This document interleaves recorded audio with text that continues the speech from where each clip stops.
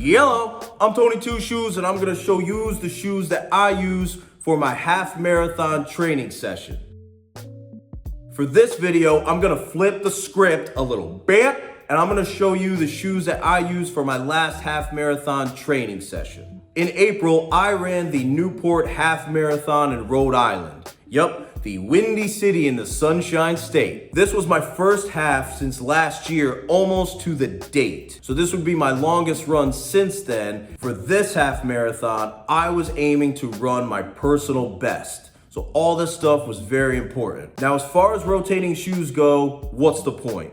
Well, there's actually a bunch of benefits to it. First of all, you can extend the lifespan of your shoe if you're not running in it every day. This way the foam won't get so compromised as quickly and it won't wear as fast. Now personally, I flag my shoes at 250 miles, 300's totally cool, that's usually the going number. I've heard folks use their shoes for 500 miles or more. Another reason is different models means different rides. Your shoe might sit differently in one shoe to the next. You're gonna be firing off different leg muscles, using different feet muscles. Some shoes have more support, some have less. Also, I think it's good to have different types of shoes for different types of runs. Something maybe more stripped down for speed work, something maybe a little sturdier for longer runs, that kind of thing. I do think it's absolutely fine to have one shoe to do it all. There's no real rule, but overall, I would recommend that you have two shoes. That's two shoes. For this session, I actually went with 3, so let's break them down. For my speed work, which I hate and I don't do a lot of, but I know that it's a necessary evil, I went with the Mach 6 from Hoka. It's lightweight, firm, snappy, responsive, really sturdy at the heel. You got a low drop of 5 millimeters heel to toe, close to the ground, low stack height. So it's low to the ground, it's responsive, made my speed work almost enjoyable. I did 30 seconds on, a minute 30 easy, intervals, and this felt good the entire time. Now, daily trainers. So a daily trainer really is just a shoe that you run in most of your miles, right? It's your daily trainer. But technically speaking, it's really just a shoe that's not too heavy, not too light, not too high cushion, not too minimal, just a jack of all trades. For this session, I went with the very popular, very polarizing Clifton 9 from Hoka. This shoe is worn by runners, walkers, fashionistas, people taking selfies at the gym, everyone. It's a bit of a controversial shoe in some circles because it's so popular that I feel like it gets discredited. But this is the shoe that sent a lot of brands back to the lab. Now, I'll be honest, I think the shoe may be talked up a bit too much, whereas it's not like life-changing to me, but it has all the elements of a trainer that I like. The foam's a bit firm, it's got a smooth ride, it's light enough to pick it up, sturdy enough for those easy efforts. It just checks all the boxes. It's not the bounciest shoe, it's not the most responsive, it just is a workhorse and it deserves its flowers. Again, with a 5 millimeter heel to toe offset, and it's just a very stable ride. Hoka does a great job at locking that heel down. It's like a bucket seat for your feet. Ooh, Hoka slogans. Oh, hold on, I got some. Hoka, have you hugged your heels today? Heel be coming around the mountain. Oh, rock me, mama, like a wagon with heel. No, that's very bad, I'm sorry. Now with both the Mach and the Clifton, I was actually considering taking either one to the start line with me. They both had a lot of attributes that I like in a shoe, especially for race day. But I went with a different shoe. Now, no, it's not a carbon plated shoe. It's not the lightest shoe on the market, but it is something that I felt confident with. And it was something that I knew I didn't have to think about much later on in the race, keeping it casual. So for my race day shoe, I went with the, drum roll,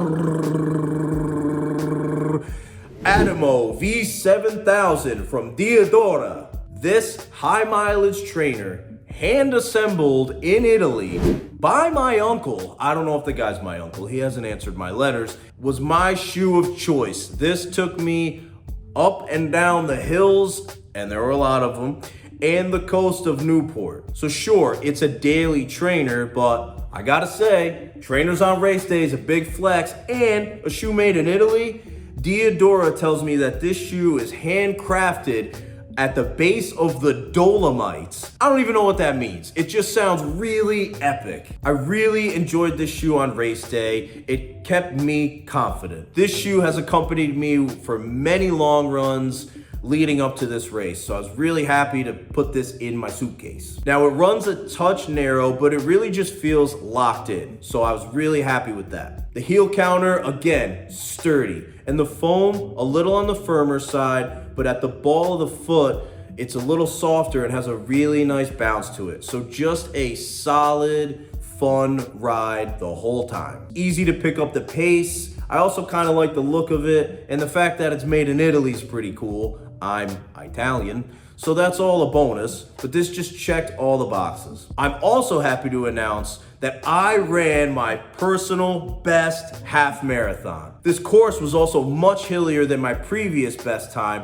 so I'm really proud of that. I ran steady, smart, I ran my race, and I even ran in the race day t-shirt. Like, what? After I found out that I officially PR'd, I went to celebrate the way every runner should by doing a shoey. So you pour a beer in a shoe and you drink it. Now, I've done shoeys before. This wasn't my first rodeo. I actually did a shoey in the previous Adamo as well, and that was a smooth sip. Now with this one, I had a little bit of trouble. Now, I don't know if my form was off, certainly possible, but it's very disappointing that such a well-crafted shoe, I couldn't properly shoot the boot. I mean, are we testing these kind of things? What are we doing? Also, again, by the way, 5mm heel to toe drop. I do want to add, it's probably a good idea though to have different shoes that have different drops, different stack heights on it if you're looking for a rotation. You don't necessarily need to make sure they all have the same drop, same height, that kind of thing. One other thing that I think is cool that all these shoes have in common is they're all an EVA blended foam. I think that's pretty cool because EVA is sort of like a simpler foam, sort of. So instead of just moving to a PEBA foam like most race day shoes, I like that these brands are finding ways to kind of like reinvent the foam and find ways to manipulate it and make them a little more, I don't know, cool? That's not the right word, I don't know. Now, I want to add, whatever your goals may be, running your personal best at the half, running your first 5K, finishing a mile without walking, qualifying for Boston. There's no real rule to any of this. Run in the shoe that makes you feel confident. You don't have to get the lightest, trendiest, most recent race shoe. It's all about you. Go to a local Fleet Feet, talk to an outfitter, talk about your goals, find out what makes the most sense for you. And don't go in there and tell them, oh, Tony Two Shoes said I have to buy 2 shoes. I didn't say that. I said you need at least 2. No, I didn't say. 1 is fine. 1 is fine. On a personal note, I want to add that I had a wonderful weekend in Newport with my family. The race itself was very well organized. It was a bucket list race for me. I thoroughly enjoyed it. Now, when I had finished, I actually wasn't 100% sure that I ran my personal best, and I was okay with that. I was rewarded with carrying my almost 2-year-old daughter back up the very steep, very long hill from the beginning of the race. On paper, probably not the best thing to do right after a race, but the way that she was holding on to me told me that she assured me I did a good job and she was proud of me. And in that moment, I realized she's my personal best. So corny. I'm Tony with Fleet Feet. Shop local, run together. Vocal warm-ups. Unique New York. Unique New York. Buggy baby bubby bumpers. La la la la la. Okay, I'm ready.